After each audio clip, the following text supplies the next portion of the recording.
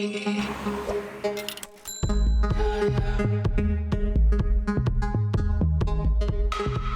pieces of data set up our conversation. 73% of restaurants predict that they will spend more, that they'll increase budgets in 2022. We're psyched for that news for obvious reasons. When it comes to distribution or allocation of budgets, 65% going to maintaining existing assets and implementations. That's fairly standard. We've seen a fairly high, be a fairly high percentage of allocations over the last few years. But 25% for new implementations, 10% for research and development. Those are good. Those are going up. And I would like now, before we dive into some more detailed data, I'd like to give the gentlemen a chance to introduce themselves, their brands, and their perspective on this finding that spending is going to go up in 2022. Jeff, why don't we start with you? Get the microphone on. Jeff Bradbury, Senior Marketing Director at Hughes Network Systems. Hughes delivers technology and managed services to restaurants, delivering the necessary agile and robust infrastructure, digital infrastructure needed to secure, transform, and grow the restaurant's businesses. My role is really to look across markets and industries, understand what the customer needs are, understand the direction of technology adoption, and try to help separate the difference between the hype and reality of digital transformation, all for the benefit of our customers. To your point about where we see the market going and what's going on, I think it's good news, right? 73% of the market shows growing investment in technology. And as we go through this, I think you'll understand why that growth is both needed and probably in keeping with the recent trends. For sure. Sid Shetty. Hey, Sid Shetty, Chief Business Development Officer at ServiceChannel. What we do is help brands with multiple locations worldwide maintain their physical spaces so that they're in line with their brand expectations and the kind of customer experience they're looking to give to their consumer. So we have workflow automation, business intelligence, machine learning, AI, and a vast network of providers that allow you to maintain the physical experience that your consumers have.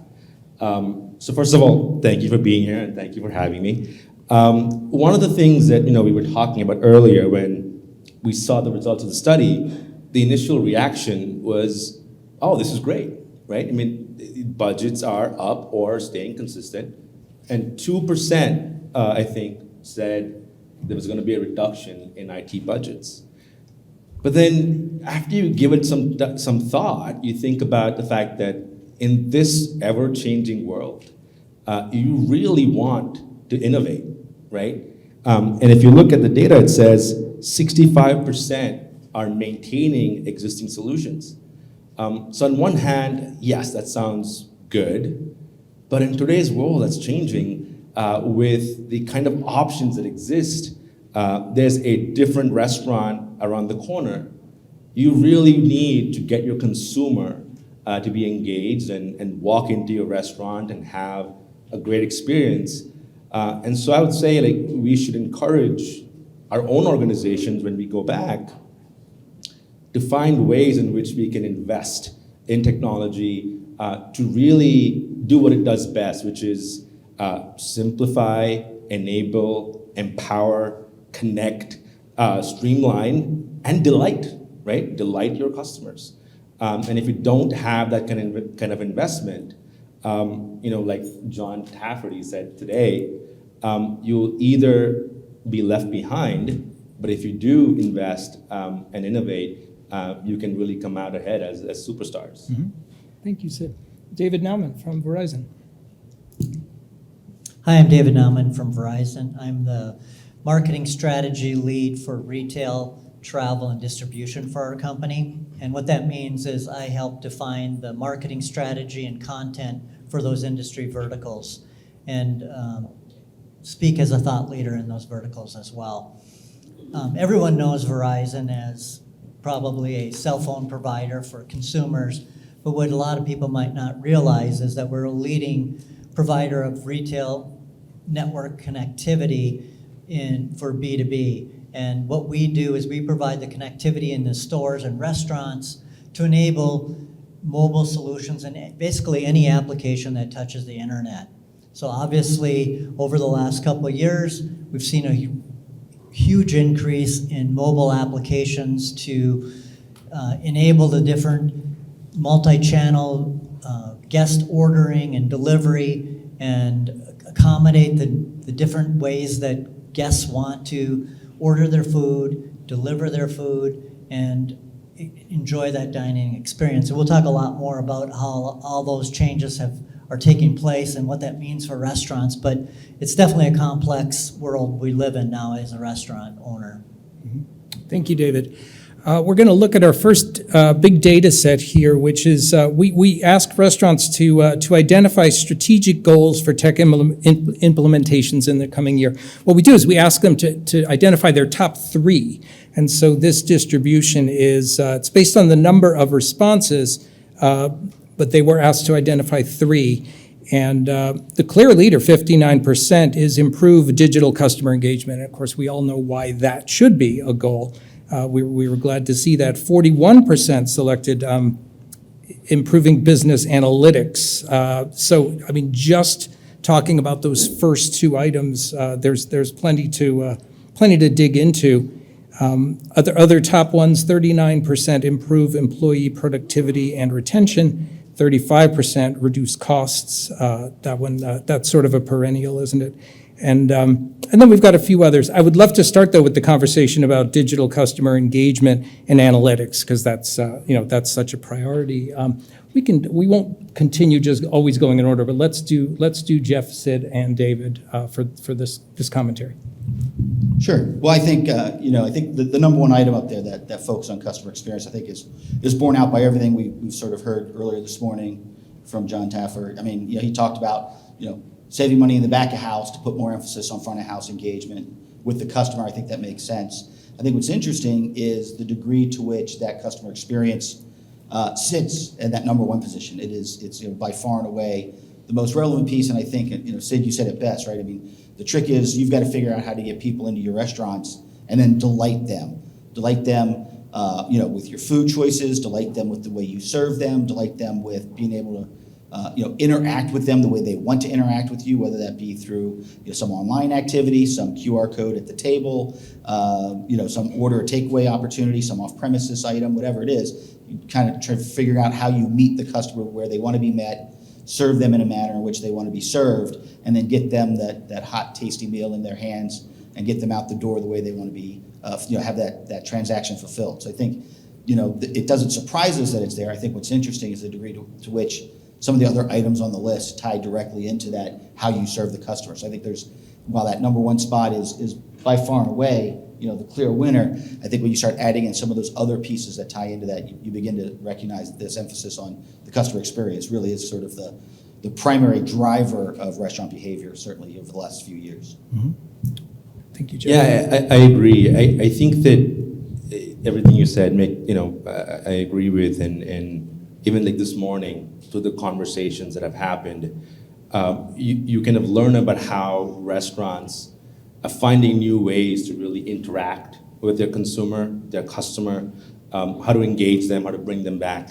And it's a mix of kind of building that brand loyalty, the customer loyalty, but also, the world around us. Like, during COVID, people's emotions changed. People's desires changed. What they were looking for changed, and restaurants needed to connect with the consumer to understand how to serve them better. And I think that technology is the way to go and enable that and allow you to really understand what your customers are looking for. But at the end of the day, even though there's so many different channels now that you can serve your customer, whether it is ghost kitchens, or whether it is the delivery services or drones like we heard today with Brinker, there's still going to be a certain consumer who wants to come out there and have an experience in the restaurant. And I think that if you look at the kind of nostalgia we have and there's something romantic about taking your family out for dinner and just sitting down and feeling special, and you want that experience to be great as well, because you walk in and it's not just about the food, right? I'm sure all of you would agree that it's not only about the food, it's about the experience. I actually was having a conversation today with a gentleman from Kura Sushi, and he had a great comment. Like he said, we're not just in the food business, we're in the people business, right? We are there in front of house, working with our customers to try and make sure that they're having a great experience. And the key word here is experience. Like, you must have heard today alone, the word experience said 800 times, right? It's because truly, like, you will always have the family, the person that wants to come in and dine in, but you'll have the extra, the folks that have enjoyed ordering and having delivery services. And we were talking about like the size of the pie, right? Has the pie gotten bigger, or is the proportion of the slices changed? And what we heard today from John was that, if you look at pre-pandemic, orders online were 5%. Today it is 15 to 20%. And in-room dining has gone back to pre-pandemic levels, which means the pie has gotten bigger. Right? More people are eating out. More people are looking for that experience, whether it is an order or a digital experience or an in-house experience, like in your physical space. And I think it's for the restaurants to figure out how to leverage technology to really give all of those different touch points the due attention they deserve. Yeah. David Naumann, I know you have thoughts about these strategic goals. Yeah, it's no surprise customer experience is number one, and it should be number one. That's what our restaurant business is all about. If we don't have customers, we don't have a business. During the last couple of years with pandemic, the explosion in mobile technology and mobile apps, has been phenomenal. And, we all had to rush to get those apps out. And there's probably a lot of cases we might not have done it in the most seamless way, or it's working as efficiently as it should be. So I think there's still a lot of work to be done to optimize the apps and the integration of those apps. And we'll see in another slide about integration as a big issue. But so I think we're all spending more time and effort and investment in optimizing the digital technologies that we've rolled out in the last 2 years. And one more thing to add about Sid's comment about the explosion of digital online orders, going from 5% to 25%.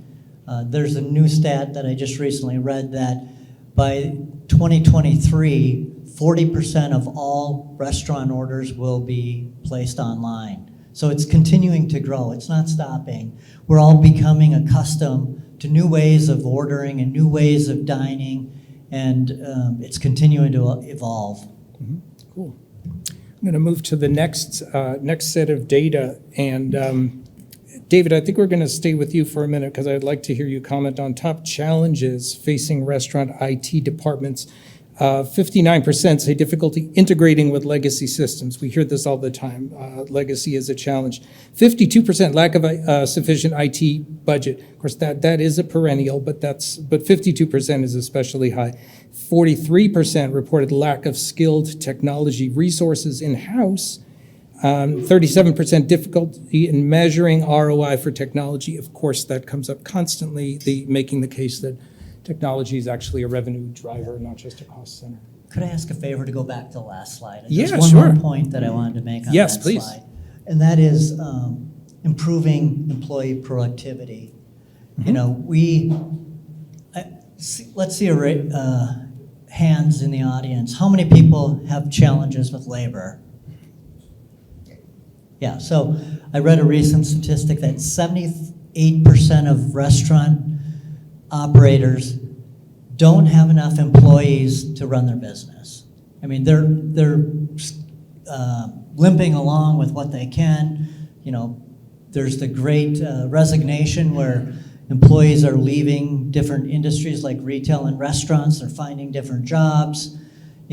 Salaries are getting higher. So we need to optimize all of our labor practices and do more with less. And like John Taffer was talking about earlier today, technology. I mean, that is probably the prime way that we're going to help solve this labor problem, is to use technology to make our employees more efficient, or find ways that even our guests can help us be more efficient by taking on some of the responsibilities such as ordering and payments at the table, and they're doing it, instead of having a server do that. So, I mean, labor is a huge driver, an issue in our business, and technology is, I think, the answer. Yeah. Thank you, David. I want to give Jeff or Sid, if you want to comment on David's point about labor, please do. I do, absolutely. I think we talked about this earlier when we were getting together and going over our notes. At Hughes, we actually have an employee-facing solution where we've got a digital signage solution that is used to communicate with employees, keep them up to date, provide on-demand training or training updates as needed in the back of house, break room area of a restaurant. And so I think to your point, and this came up in several prior year tech studies as well, where that emphasis on employee engagement and loyalty and helping them become more efficient has sort of moved up the list over the years. And so I think there's a lot to be said about that resource, that employee resource being an area where we can apply our efforts, both from a technology perspective, but also in terms of the way you empower them and then the tools you give them and the training you provide to them. I think that's a big sort of force multiplier, is having the best trained staff you can have in a place where they're, again, delivering the right service to the customers coming through your door. That makes a huge difference in customer experience and customer satisfaction, and drives loyalty. So I think that's a place where you can absolutely see restaurants kind of move the needle on this employee piece, both in terms of keeping the current employees slightly happier, slightly more informed, slightly more engaged, and then using that resource as a way of driving your business. Cool, thanks. Yeah, I can add some thoughts here as well. There's, clearly everyone in the room has issues with labor on the operations side, like within your restaurants. In our business, like we also, in addition to what you're facing, we see our customers deal with labor shortages on the technician side for the providers who come out there to come and solve issues at your restaurants.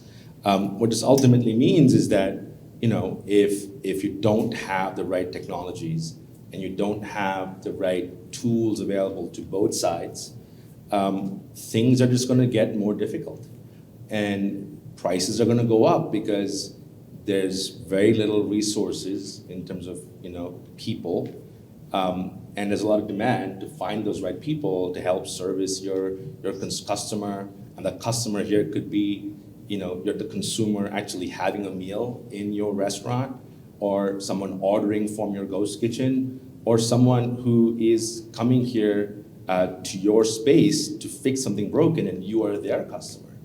And you look at this whole idea of attrition happening in the labor pool, and what it ultimately comes down to is, if you have technology that needs a massive training guide, you already have a problem on your hand.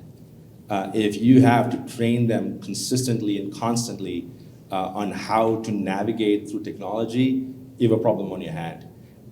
When I used to have conversations with customers and providers, and I heard someone say, we want people to be in the platform for a long time. And I used to wonder, actually, no. We don't want you to be on the platform for a long time.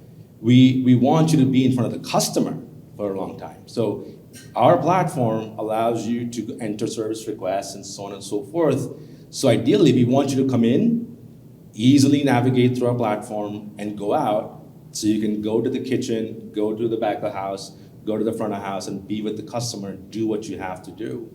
I think that the easier we make it for technology to even handle change with people and require less training, the better enabled and empowered the person is at the restaurant. If you're gonna spend time train them on how to treat your customer. Right? Train them on how to teach them how to be with your customer, teach them your culture, teach them that, train them on that. The technology piece, if you have the right partner and you have the right expert, let them handle that piece so that it's easy for your labor, which is a very limited resource, to just do what they have to do, which is sell and be with your customer and delight them. Yeah, this is great. Thank you all. This insight into how technology can address the labor crisis is gold. Did you have comments, David? Would you like to comment on top challenges facing ID departments? Yeah, I think that the top challenge about integration, as I mentioned earlier, we have had a huge explosion of new technologies and applications that restaurants have rolled out in the last 2 years. And I guarantee you every restaurant, we talk to, or everyone in the room, has more applications today, significantly more applications today than they did 2 years ago. What that means is the integration of those applications needs to be improved and seamless as possible so that the guest experience, while they're navigating different applications, whether it's an online ordering or the mobile app, that it feels like one application and there's consistency across those applications.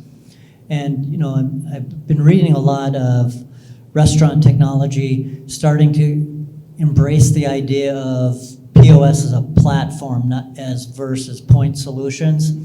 And similar in the retail industry, unified commerce platforms have been a kind of a buzzword for the past probably 5-10 years. And there's been a lot of adoption of unified commerce platforms in the retail segment. And I think we're probably going to see a lot of the same evolution in technology and philosophies for a platform approach, so that the integration is much more seamless and integrated across all of these applications, and rolling out new applications is going to be less arduous. Thank you, David. Jeff, I know you have thoughts on this. Well, I think, this came up on the first slide you showed earlier about that 65% of IT budget goes to supporting legacy systems, right? I think there is a lot to be said about the technology debt that exists amongst current vendors, whether it's there from long-term enterprise software applications, or as David was just mentioning, the host of new applications we threw up against the wall in the last 2 years to sort of just tread water and stay in our swim lanes. But I would suggest, and I think David was just sort of alleging this or setting this up, that there is a place. We see some younger restaurants who sort of have grown up in this cloud-native environment whose IT spend doesn't look like that. It doesn't have that 65% up front, 25% new deployments and 10% R&D. They've got much more allocated to new deployments and R&D and a much lower amount in the maintenance of legacy application space. So I think it's coming. If you've got legacy burden right now, legacy IT burden, the time is probably right to start looking at how much more effort is it worth going in to maintain and support that legacy application or that legacy capability set versus bringing in something that may be a little more agile, something that's a little more services oriented, something that's a little more platform oriented, and figuring out a way to transition to something that looks like that allows you to sort of realign your IT effort and your focus. I think there's a huge amount of value in figuring out that IT spend and getting that top line number there of integrating with legacy systems down to a more manageable number. Mm-hmm. Nice, thank you. Sid. Yeah, so couple of points on this slide. The first is with legacy systems, right? We come across a lot of customers and prospects who talk about whether it is worth building or maintaining what they have versus going out there and partnering with SaaS applications or experts in their field. And I think there's something to be said about just you doing you, right? You're a restaurant chain that has a certain brand loyalty, and you are in the restaurant space, in the customer experience space, in the food space, you cannot, like nobody else can replicate you, what you do, what makes you as a great restaurant. Let the technology companies that focus on specific areas do what they do best, right? And be able to leverage their skill set to offer solutions to you so that you can then take those solutions and offer the best experience possible for your customer, for your consumer. The technology companies do that too. Technology companies don't go and build every single thing that they have in their offering. Right? We have partnerships and integrations, and we embed a whole bunch of partners into our workflows and stuff like that, because there's something to be said about expertise in your niche. And you have the right partners, they will collectively offer the right solution so you can go and leverage your expertise in taking your business forward and offering the best kind of offering out there in this competitive environment. And then the second point was about the ROI for technology. There are a lot of bright minds here. I'm sure that you deal with this on a daily basis. But I feel like when you talk about ROI for technology, it's a very narrow lens, right? And I think it deserves a broader lens in terms of how you look at ROI. When I introduced myself, 16 minutes ago, I said we help brands preserve their physical spaces, through our technology and so on and so forth. What I didn't say is we help facility managers fix broken things, right? Because at the end of the day, if you look at it from the view of there's something broken there, and I have to fix it, we need a work order management system that's very simplistic. But ultimately, the ROI, if just seen through that lens, can be very narrow, and you can forget about the fact that table now is unusable. That space is unusable. How much am I losing in revenue, in customer loyalty, in our brand perception, because we don't have the right partners in place? And this goes across the board for any technology. It's not just one, right? You have a customer walk in, you're in a bad network area, and you need Wi-Fi. You have the Wi-Fi, but the Wi-Fi doesn't work. Guess what? They're not gonna walk away thinking, that was great. Something didn't work. Something kind of hindered that perfect experience. And so you really want to look at ROI for technology, keeping the broader kind of perspective in mind, which is what happens if I don't have this? What happens if I can't deliver the best service? Is this consumer going to walk to the neighboring restaurant a block away and they don't come back, right? A colleague of mine and I were with our team yesterday having dinner, and it was a great dinner, great food, but something about the experience, there were small things around that made us say, food was good, you might not go back, right? So you don't have to do anything as a consumer. That's the worst part. You just don't go back. And how much are you losing in that kind of business? And that's what my colleague and I were talking about, which is, that should be part of that ROI discussion internally, which is how much are you willing to lose because you don't have the right investments in place? Mm-hmm. Nice.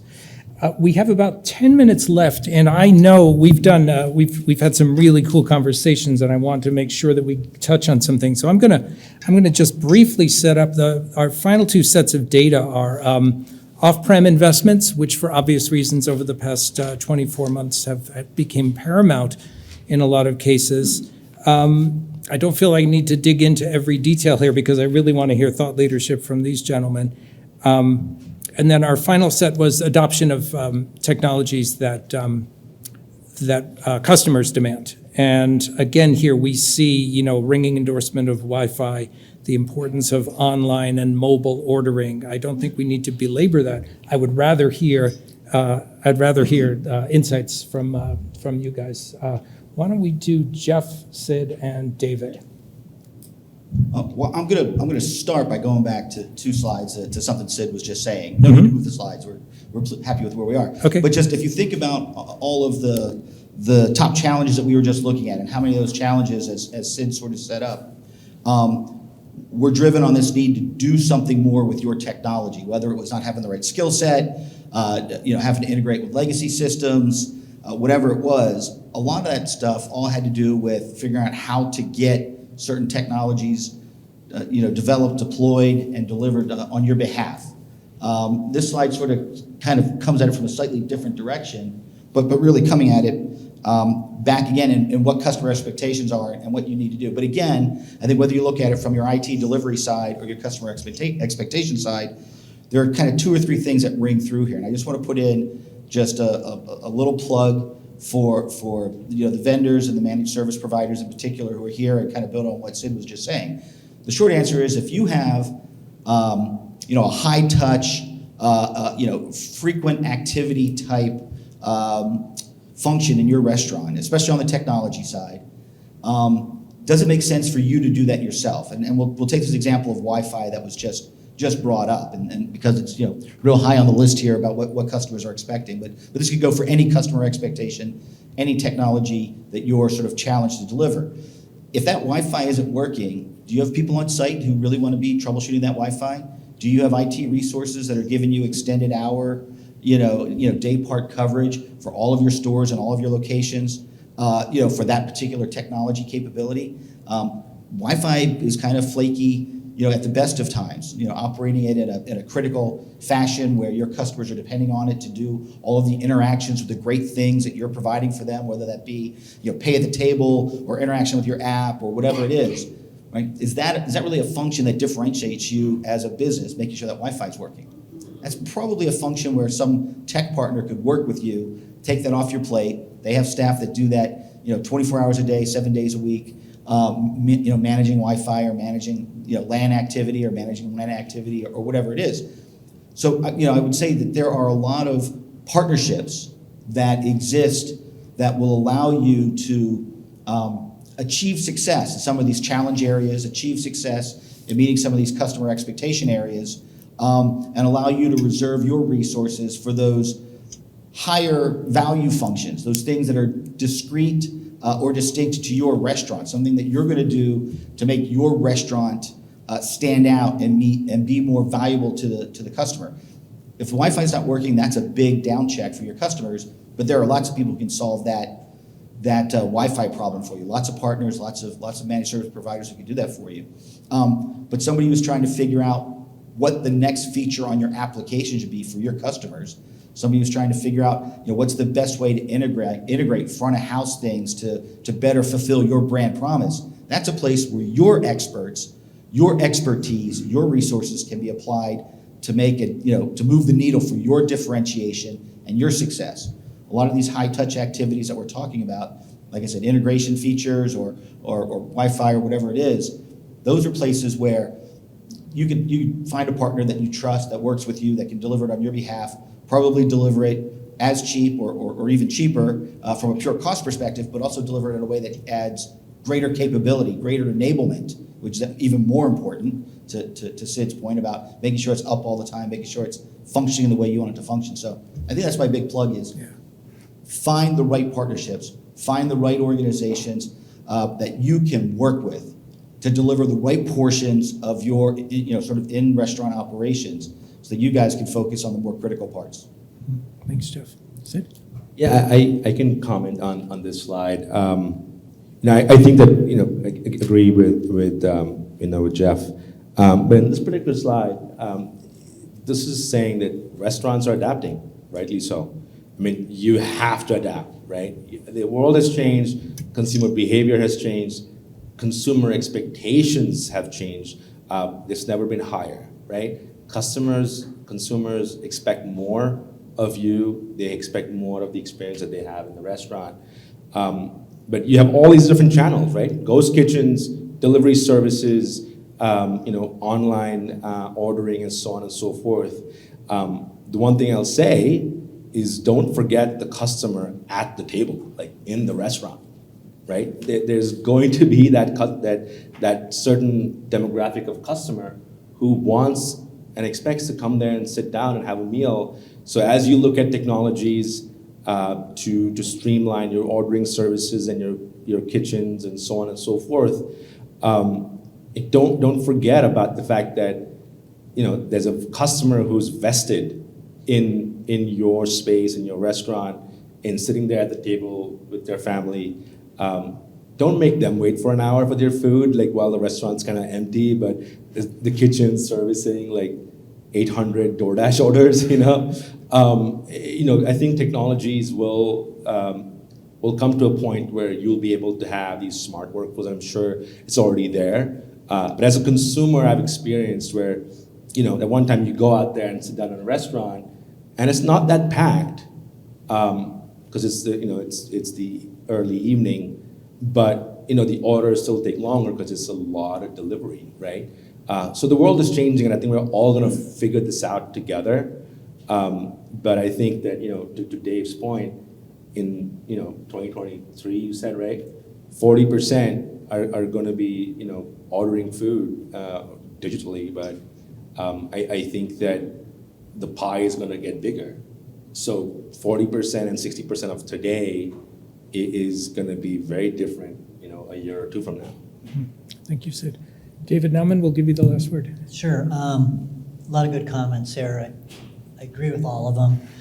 If we look at the explosion of the online ordering and the multi-channel ordering that's going on in the restaurant space, I think it brings up two real issues that restaurants are facing. One is on order priority, and the other is on customer ownership.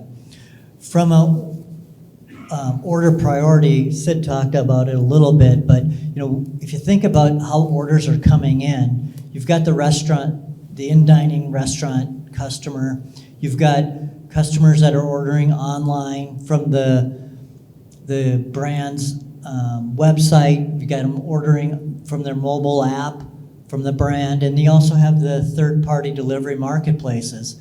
So all of these orders are coming in from all directions, and it's putting huge stress on the kitchen. And then we have to think about, here's the problem. How do we prioritize those? Like to Sid's point, I personally think the in-restaurant diner should get priority. But the thing is, you need to manage what orders we're taking, because your kitchen has only so much capacity, and if you're short on labor for the day, we may even have less capacity. So how do we prioritize that so we don't overpromise and underdeliver? So that's a huge issue I think we're all facing, trying to optimize that order priority. And then the second issue that we're dealing with because of the third-party marketplaces is customer ownership. So as a brand, I want to know all of my customers. I want to know who's placing what order and attach it to their loyalty and make sure that I can give them the experience that they're expecting. So if there's a trade-off between having customers order from my brand app or my website, I definitely want to push them there. But obviously we want to optimize our total revenue, so there's going to be a combination and trade-offs that we have to make sure that we optimize the number of orders, and the marketplaces are essential. And somebody mentioned earlier today that we wouldn't have survived during the pandemic if we didn't rely on third-party marketplaces and delivery services, and they saved us. So we still have to count on them and use those orders as a way to supplement and augment our restaurant business. But if there's a choice, I think we all would prefer to go through our branded app or our own brand website for ordering so that we can own that relationship. Thank you, David. This has been fantastic. I wish we had more time. Jeff Bradbury from Hughes, Sid Shetty from ServiceChannel, and David Naumann from Verizon. We appreciate your insights. Thanks.